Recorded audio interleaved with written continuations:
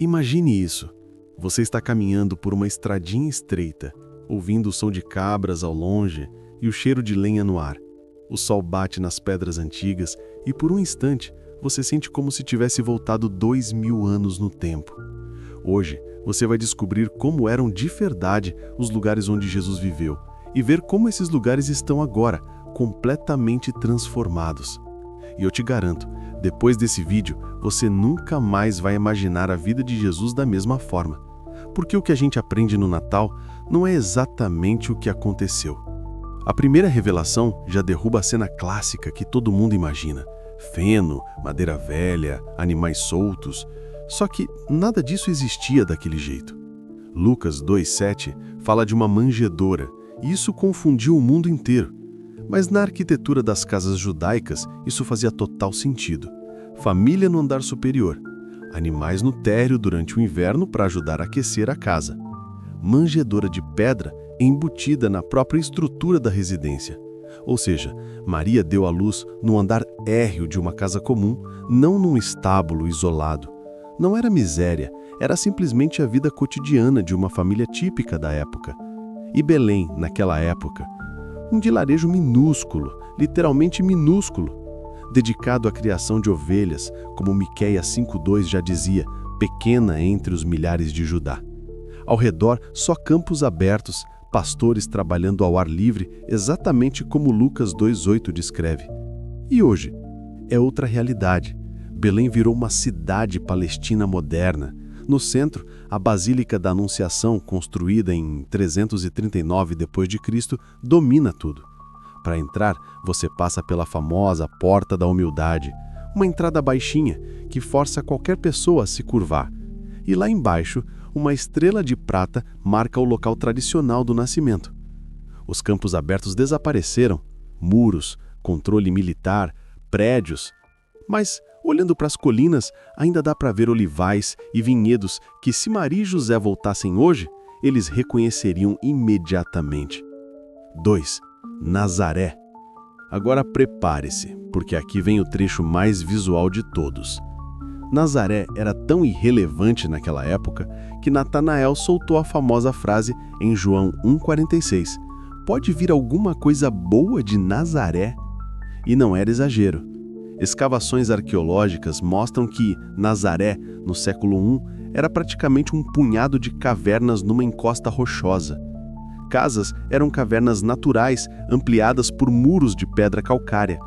Crianças cresciam explorando buracos na rocha. Mulheres buscavam água em cisternas cavadas à mão.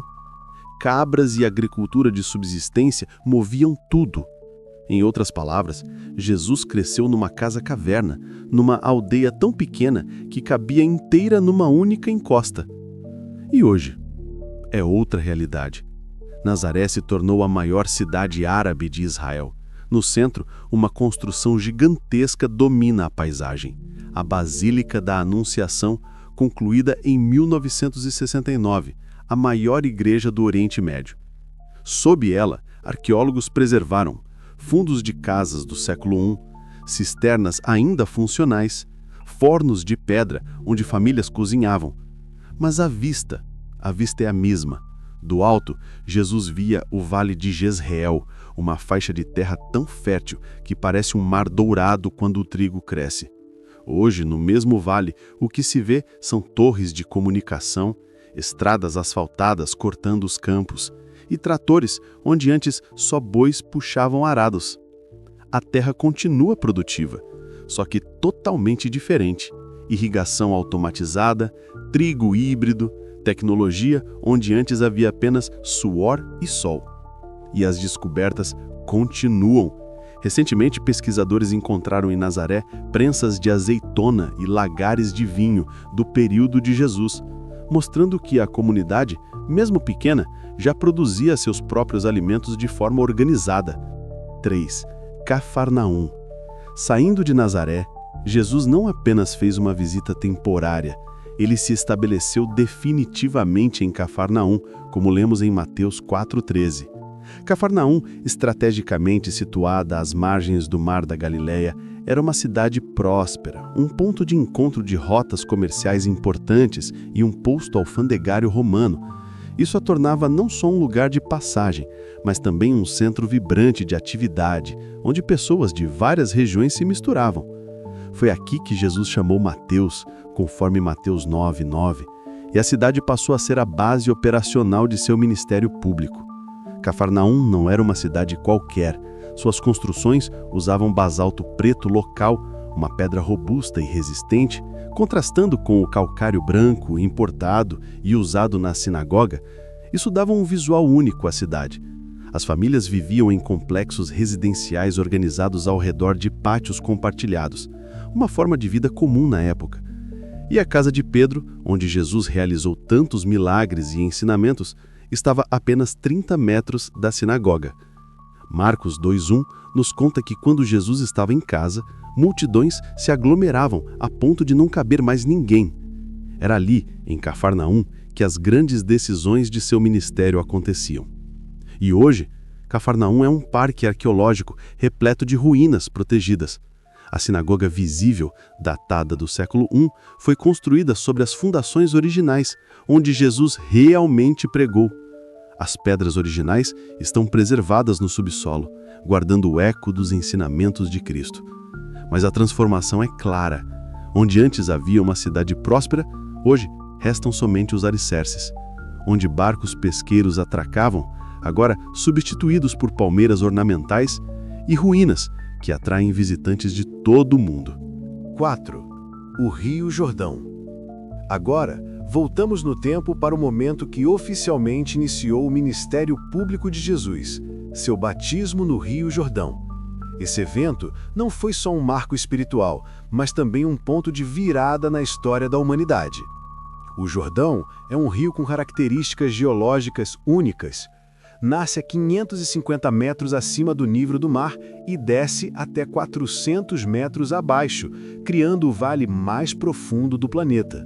Esse cenário extremo foi escolhido por João Batista, que pregava nas proximidades de Jericó, em um local conhecido como Betânia além Jordão, conforme João 1:28.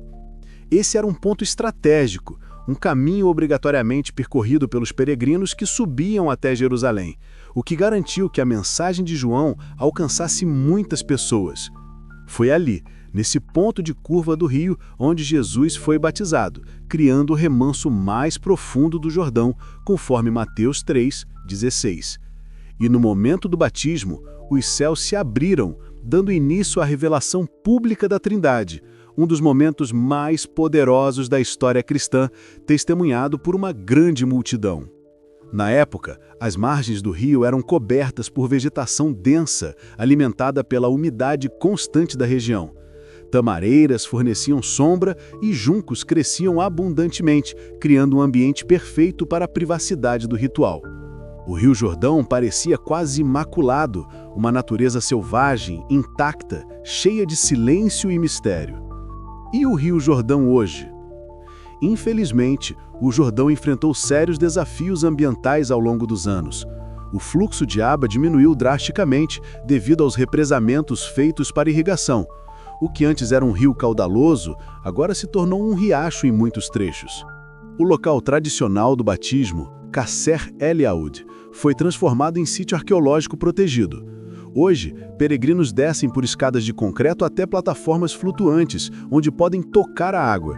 Cerimônias de batismo acontecem diariamente, com multidões de turistas participando da experiência. A vegetação original foi substituída por paisagismo controlado, e onde antes havia uma paisagem selvagem, hoje existem jardins planejados com placas informativas em múltiplas línguas.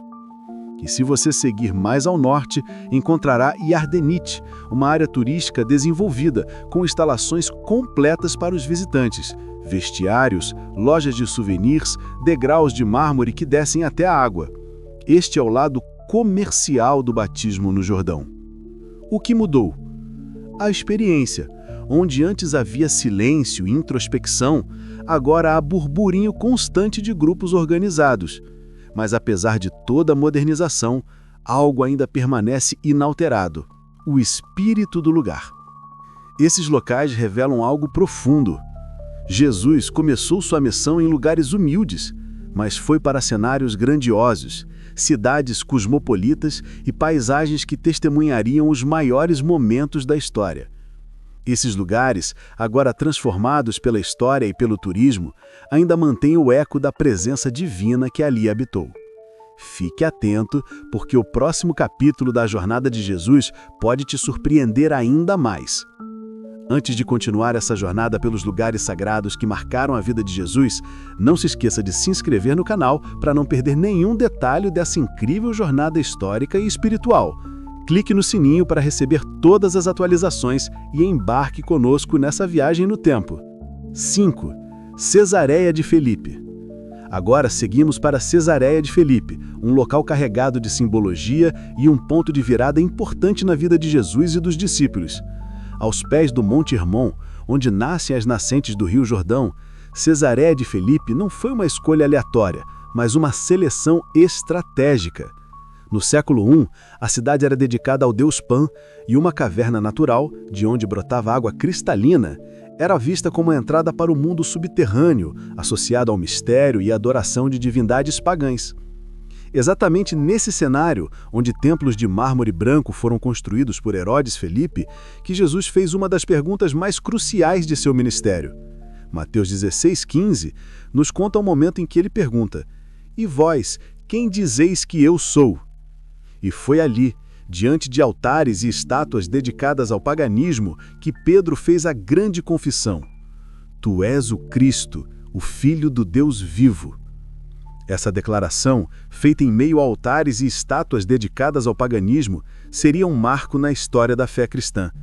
Hoje, Cesareia de Filipe é o Parque Nacional de Bunnings, que preserva as nascentes do Jordão e as ruínas arqueológicas. As águas que testemunharam a confissão de Pedro continuam a jorrar com a mesma força de milênios atrás, mas agora em um ambiente protegido. As fundações dos templos romanos estão cobertas por vegetação, e a caverna sagrada se transformou em uma atração geológica acessível por passarelas metálicas para os visitantes. 6. O Monte das Oliveiras. Se há um lugar que oferece a vista mais emocionante da Terra Santa, é, sem dúvida, o Monte das Oliveiras. Com 818 metros de altura, ele se eleva no lado oriental de Jerusalém, oferecendo uma perspectiva única da cidade. Lucas 21:37 nos confirma que Jesus frequentemente passava a noite no monte que leva esse nome. Na época do Segundo Templo, o monte era coberto por pomares centenários de oliveiras, e algumas dessas árvores tinham troncos tão grandes que várias pessoas não conseguiam abraçá-las. Deste ponto elevado, Jesus contemplava o templo de Herodes em todo o seu esplendor, com pedras douradas brilhando ao nascer do sol e os pátios fervilhando com atividade religiosa. Era aqui que ele falava sobre os eventos futuros e as profecias. Em Mateus 24, ele compartilhou com os discípulos sobre a destruição de Jerusalém e os sinais dos tempos. Lucas 19:41 registra um momento emocionante. Jesus chorou sobre Jerusalém ao avistá-la daquele monte, sabendo da destruição iminente e das dificuldades que a cidade enfrentaria.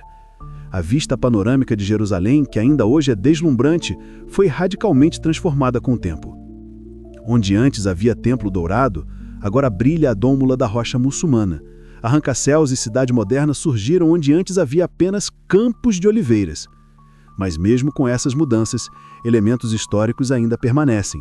Cientistas confirmaram que oliveiras do Getsemane têm mais de 900 anos. As raízes dessas árvores tocam o mesmo solo que sustentou as oliveiras contemporâneas a Jesus. 7. Betânia. E agora vamos para Betânia, uma pequena vilagem localizada a apenas 3 quilômetros de Jerusalém, que, segundo João 11, foi o lugar onde Jesus encontrou um refúgio pessoal, longe das pressões do ministério público. Betânia era uma comunidade agrícola, localizada na encosta leste do Monte das Oliveiras. João 11:1 nos fala da vilagem de Maria, Marta e Lázaro, uma família próxima a Jesus. Aqui, ele não era apenas o mestre, mas o amigo. A casa de Lázaro seguia um padrão arquitetônico judaico típico, uma sala principal com fornos de pão, quartos menores para descanso, cisternas subterrâneas para armazenar água de chuva e pátios centrais usados para refeições e tarefas domésticas. João 11,5 deixa claro que Jesus amava profundamente Maria, Marta e Lázaro. Era um relacionamento genuíno, não apenas uma hospitalidade religiosa. Aqui ele encontrou um espaço de intimidade e descanso. Foi em Betânia que aconteceu uma das ressurreições mais documentadas, a de Lázaro, que estava morto há 4 dias. A história é rica em detalhes e emociona até hoje. O que permanece intacto é o local da tumba de Lázaro, uma das cenas mais dramáticas da vida de Jesus. Descendo 24 degraus íncrebes, os visitantes podem acessar a câmara subterrânea que, segundo a tradição, foi o lugar onde Lázaro foi sepultado e onde Jesus realizou o milagre de sua ressurreição. Este é um lugar onde a fé e a história se encontram. Mas as divisões políticas que existem hoje complicam o acesso entre Betânia e Jerusalém, tornando ainda mais significativo o valor espiritual desse lugar. Se você acredita que Jesus ainda transforma situações impossíveis hoje, como transformou a morte de Lázaro, comente abaixo: Jesus é a ressurreição e a vida, para fortalecer quem precisa de esperança renovada. Após assistir a essa jornada, confira nosso vídeo sobre como foi construído o grandioso Templo de Salomão. Vamos revelar todos os detalhes dessa obra monumental, seus mistérios e a incrível grandiosidade dessa construção histórica. Clique agora e venha entender os segredos da construção do Templo de Salomão.